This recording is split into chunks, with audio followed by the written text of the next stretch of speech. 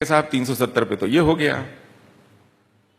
तो नेहरू सरदार पटेल जी से कहते हैं कि कांग्रेस की कार्य समिति में इसको पास करा लीजिए, क्योंकि अधिकांश संविधान सभा के सदस्य कांग्रेसी हैं, तो संविधान सभा में तो वो अपने आप पास हो जाएगा। कांग्रेस की कार्य समिति ने एक स्वर से इसका निषेध किया कि ऐसा संभव नहीं है। सरदार पटेल गृह मंत्री, उप प्रधानमंत्री थे। फिर से शेख रोते हुए नेहरू के पास जाते हैं और नेहरू विदेश यात्रा पर जाने से पहले गोपाल स्वामी अयंगार को तय करते हैं कि आप ये करवाएंगे संविधान सभा में, और पटेल से कहते हैं कि आप इसके लिए जो भी बंदोबस्त होना है कीजिए। अभी इस देश में चुनाव नहीं हुए हैं, अंतरिम सरकार है, संविधान बन रहा है और उस पर इस तरह के दबाव आ रहे हैं। इस नवनिर्मित सरकार में किसी तरह का टूट फूट ना हो, कोई मतभेद ना हो, उप प्रधानमंत्री पर प्रधानमंत्री के प्रति किसी शंका का आधार न बने। तो उन्होंने कहा ठीक है, आप पछताओगे लेकिन मैं करता हूं। ये वीपी मेनन लिखते हैं बायोग्राफी में कि मैं मना करता रहा, लेकिन बाद में क्योंकि आदेश का पालन करना था प्रधानमंत्री के, तो उन्होंने उसमें एक प्रीफिक्सेस डाले 370 में, to call it temporary and transient. तो धारा 370 एक टेम्पररी, अस्थाई धारा है जिसको जाना है। उस धारा के आधार पर अन्य कानून बनते हैं। यह धारा 70 साल से टेम्पररी है भारतीय संविधान में, और आज इस धारा को कोई हाथ नहीं लगाना चाहता, इसके बारे में कोई चर्चा नहीं करना चाहता। इस धारा के बारे में झूठ बोला जाता है कि धारा 371 भी है, फिर 71A है, B है, F है, H है, नागालैंड है, मिजोरम है, हिमाचल है। उनमें बहुत अंतर है। धारा 370 का एक लिटमस टेस्ट है, और वो ये है कि कोई संविधान की धारा भारत की सर्वोच्च सार्वभौम संस्था, द सुपरमोस्ट सॉवरेन बॉडी, पार्लियामेंट के किसी अधिकार को सर्कमसाइज नहीं करती। 370 कश्मीर को भारतीय संसद के अधिकार क्षेत्र से बाहर रखती है। यह संसद पंगु है, कश्मीर के विषय में कोई कानून बनाने में नपुंसक है। कारण धारा 370 है। देश के चप्पे चप्पे पर संसद कानून बना सकती है, आपका मत व्यक्त कर सकती है। कश्मीर के विषय में आप कश्मीर के विषय में इस संविधान के माध्यम से, इस संसद के माध्यम से आप कुछ नहीं कर सकते। धारा 370 ऐसा कहती है।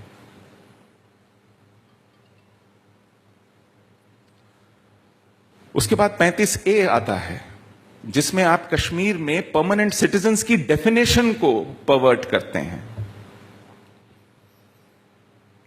वहां लाखों लोग ऐसे हैं जो विधानसभा में वोट नहीं दे सकते। वो संसद के लिए वोट दे सकते हैं, विधानसभा के लिए वोट नहीं दे सकते। उनके बच्चे सरकारी स्कूलों में नहीं पढ़ सकते, सरकारी नौकरियां नहीं ले सकते, सरकारी वजीफे, स्कॉलरशिप्स नहीं पा सकते। कि धारा 370 और 35A ये तय करते हैं कि कश्मीर का नागरिक कौन है, भारत का नागरिक छोड़िए।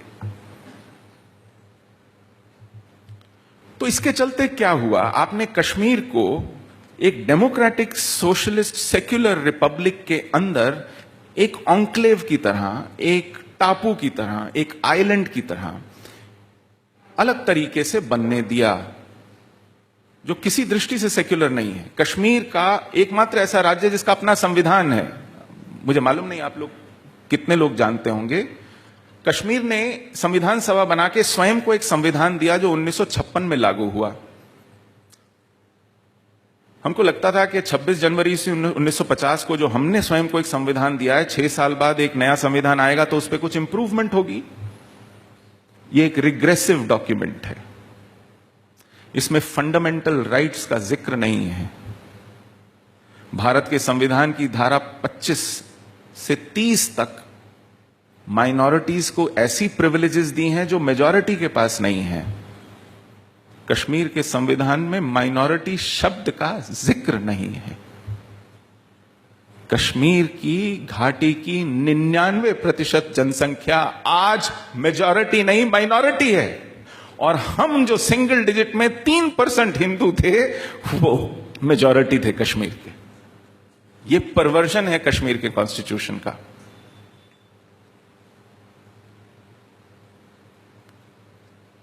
और इन बातों को छुपा के रखा गया, इन बातों को ढका गया। 35A जब संविधान में लाया गया तो संसद को नहीं बताया, संविधान की प्रतियों में वो छपता तक नहीं है। एनेक्चर 1 कई कानूनविद हैं, जजेस हैं रिटायर्ड, जिनको पता नहीं कि 35A संविधान की एक धारा है। उस पर अब विचार चल रहा है सर्वोच्च न्यायालय में कि ये कहां से आई, कैसे आई, इसको किसने लगाया, क्या ये न्याय सम्मत है भी कि नहीं। इस पर सुप्रीम कोर्ट विचार कर रहा है क्योंकि एक पिटीशन मूव की गई। ऐसा छल कश्मीर के साथ हुआ है। और ये क्या किया आपने पिछले 70 सालों में उस कश्मीर को जो कि इस्लाम की एक एतकादी विचारधारा, सूफी विचारधारा, औलिया विचारधारा, पीरों की विचारधारा से सिंचित था, जिसका प्रभाव हिंदू धर्म की मान्यताओं पर पड़ा, हिंदू धर्म की मान्यताओं का प्रभाव उन पर पड़ा। जैसे हम अपने आराधना में लीलाएं गाते हैं, भजन गाते हैं, वैसे कश्मीर की मस्जिदों में दरूद खानी होती थी। गाकर मोहम्मद को और अल्लाह को रिझाया जाता था, गाकर। आपने सुना नहीं होगा कभी, कश्मीर में होता था। उस परंपरा को नष्ट किया जा रहा है। पिछले 6 दशकों में वहां वहाबियत जमात इस्लामी की तरफ से इस तरह आरोपित हुई है कि लोग स्वयं या तो अपनी मस्जिदों को वहाबी मस्जिदों में बदल रहे हैं या नई मस्जिदें बना रहे हैं जो उससे बहुत ज्यादा भव्य हैं। बेशुमार पैसा आया है और एक नए तरीके की शिक्षा आई है। ये शुरू हुआ, आप कश्मीर में एक सब नेशनल स्पिरिट को अलाउ करते हैं कि इंडिया एक नेशनहुड है, कश्मीर में एक सब नेशनलिज्म चलने देना चाहिए, क्योंकि उन्होंने हम पर एक बड़ा उपकार किया है कि वो भारत में सम्मिलित हुए। वो सब नेशनलिज्म कब सेपरेटिज्म बनता है, ग्रीवेंस मॉन्गरिंग के थ्रू प्रो पाकिस्तान मूवमेंट बनती है, और प्रो पाकिस्तान मूवमेंट सेसेशनिज्म कब कैलिफेट की बात करता है, अब ISIS की बात करता है। ये डिग्रीज का ग्रेडेशन है। आप जब मुस्लिम आइडेंटिटी पॉलिटिक्स से शुरू होते हैं, वो आइडेंटिटी पॉलिटिक्स की परिणति कहां होगी जाकर, ये आप तय नहीं करेंगे जी। आप बोतल से एक ऐसे जिन्न को निकाल रहे हैं जो क्या आकार लेगा, वो आपका क्या करेगा, ये जिन्न तय करेगा, ये आप तय नहीं करेंगे। और आज वो ये तय कर रहा है और इसके सामने सब दंडवत हैं। पूरी पॉलिटिकल क्लास कॉम्प्लिसिट है। आपसे ये छुपाया जाता है कि कश्मीर में क्या किया जा रहा है और क्या हो रहा है। एक छोटी सी बात बताता हूं। हम लोग विस्थापित हैं, हमारे यहां वीर माता हैं जिन्होंने पुत्र दिया है कश्मीर को। कश्मीर की सरकार ने एक पैसा नहीं दिया होगा, लेकिन कश्मीर की सरकार हर महीने 2000 रुपए का वजीफा उनको देती है जो रिफॉर्म्ड मिलिटेंट्स हैं, पाकिस्तान ऑक्यूपाइड कश्मीर से वापस आ गए हैं। उनको घर, नौकरी और वजीफा मिलता है। एक SRO 43 है जिसके तहत सरकार तय करती है कि हमारी नौकरी में रहते हुए यदि हमारा कोई एम्प्लॉई मर जाता है तो हम उसके सर्वाइवर्स को कुछ सरकारी नौकरी दें। इसको अमेंड करके कहा गया कि यदि कश्मीर में कोई मिलिटेंट मरता है तो उसके परिवार का क्या कसूर, तो इसलिए उसके परिवार को सरकार नौकरी देगी। आप अपने परिवार से सैनिक भेजेंगे या मिलिटेंट भेजेंगे,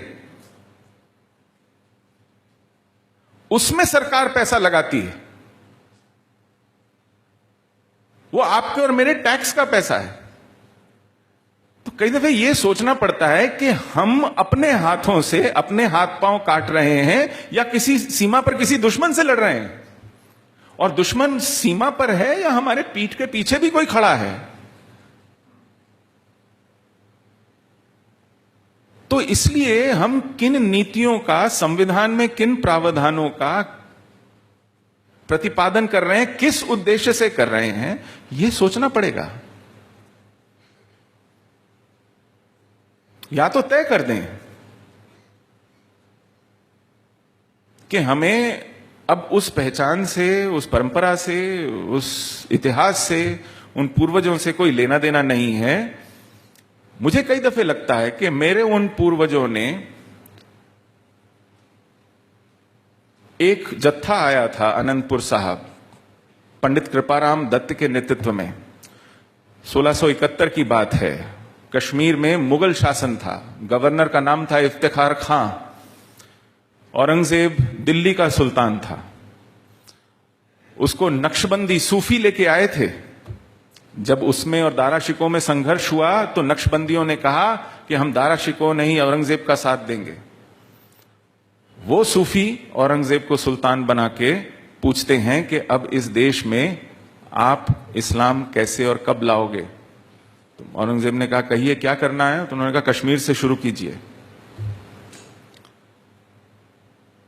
जब कश्मीर में यह कहर शुरू हुआ तो ये कृपाराम दत्त के नेतृत्व में कुछ लोग अनंतपुर साहब आए, 9वें गुरु तेग बहादुर की शरण में, कहा कि जनेयू और तिलक की रक्षा कीजिए।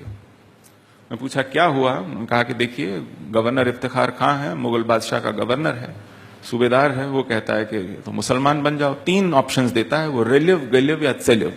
रिलिव कश्मीरी में शब्द है रल जाना, एसिमिलेट हो जाना, यानी धर्मांतरण कर लीजिए। गलिव यानी गल जाना, यानी मर जाना, मर जाइए। सेलिव यानी चले जाना, भाग जाना, यानी जान बचाइए और भागिए। ये 3 ऑप्शन है, क्या करें। तो उन्होंने कहा कि आप उनसे कहिए कि आप एक एक लोगों का धर्मांतरण करके क्या अचीव करेंगे। हमारे गुरु हैं, उनके पास जाइए, वो अगर इस्लाम कबूल कर लेते हैं हम सब इस्लाम कबूल कर लेंगे। तो गुरु तेग बहादुर के पास जाते हैं, गुरु तेग बहादुर मना कर देते हैं, उनको बार बार मनाया जाता है, यातना दी जाती है। औरंगजेब कहता है इन्हें दिल्ली लेके आओ, दिल्ली लेके आते हैं। शीशगंज गुरुद्वारे के पास उनके अनन्य शिष्यों को, भाई मतीदास को, भाई सतीदास को, पंजाबी में वो कहते हैं बंद बंद कटाए, एक एक जोड़ को काटा जाता है। एक एक जोड़ को उनके सामने, वो विचलित नहीं होते, समाधि में रहते हैं, और फिर उनका शीश लिया जाता है।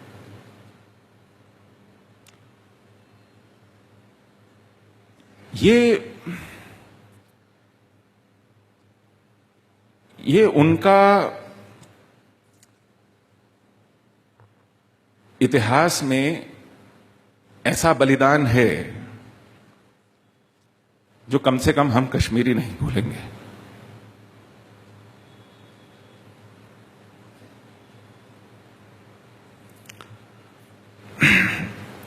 गुरु गोविंद सिंह ने यदि खालसा सजाए तो अपने पिता के इस बलिदान के कारण सजाए।